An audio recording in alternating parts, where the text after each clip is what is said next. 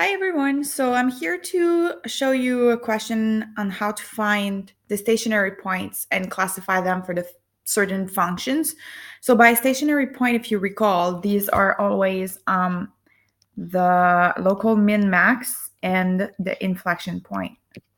So we want to find everything for the function that I just gave you and the inflection point. So if you recall, we said in class that those stationary points always happen when the derivative is equal to 0, which leads us to the first derivative test. This is the first step. First derivative test. I'm sorry for the bad writing. All right, so for the first derivative test, just as the title says it, we're going to just take the first derivative, so f prime of x. So we got the power rule that we need to use twice here. So 4x to the power of 3 would be the first part, and then minus 6x to the power of 2. And then we need to figure out when this is equal to 0, because a derivative equals to 0 would mean that we have a horizontal tangent. If it is a horizontal tangent, then it's either a local min, max, or an inflection point. Therefore, we can factor this, which is probably going to be really helpful, which means we are left with x minus 2x minus 3. All right, so because of this here, there's two ways we could make this equal to 0. The first one would be by having x equal to 0. These are stationary point, by the way, stationary points. 0, and then for this this second bracket here, we would need x equals to 3 over 2. 3 over 2. There we go. All right, so those are stationary points. We don't know yet if they are local min, max, or inflection point. Therefore, we have to take the second derivative test for this.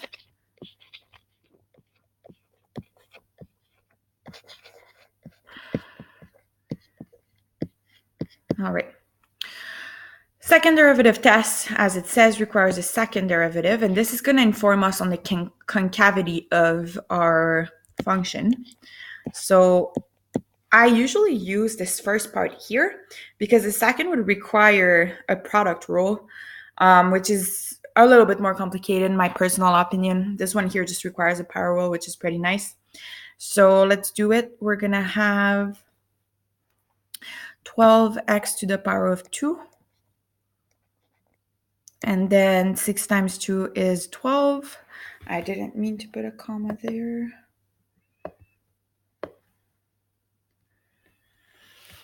So minus 12x. Now, if we factor this, so in this case here, I'm not putting it equal to 0 because what I'm interested in is knowing the sign.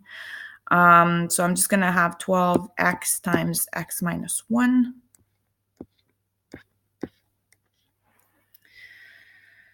All right. For this next step, now the last step is to figure out what our stationary points are. So like I told you, we want to draw a number line and put our numbers on the number line. The first one is 0, second is 3/2. On top here, which is actually the last thing we're going to do, we're going to figure out what f of x should look like.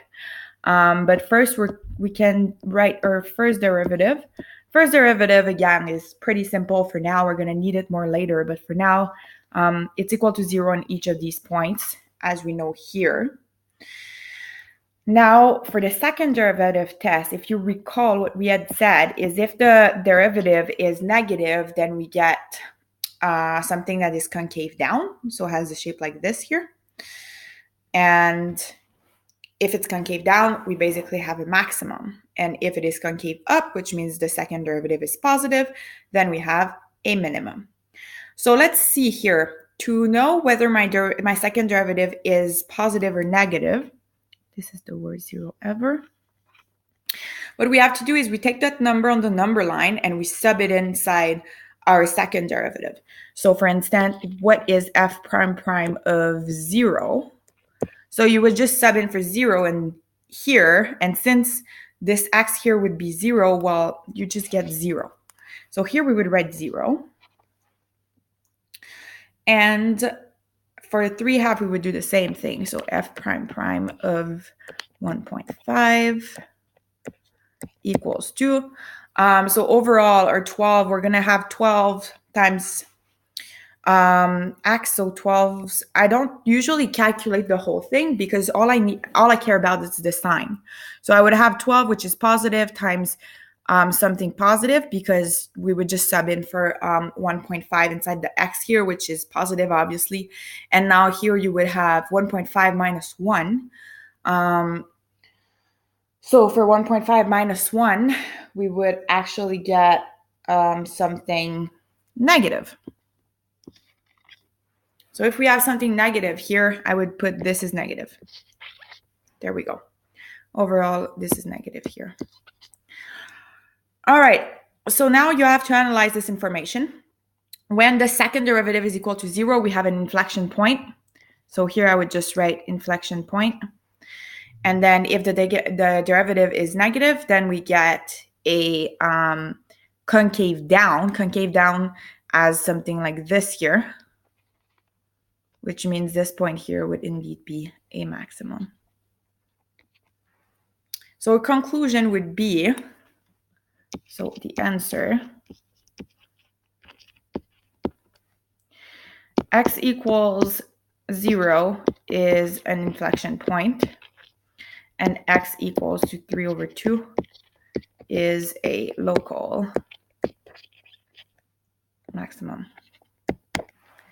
That's it.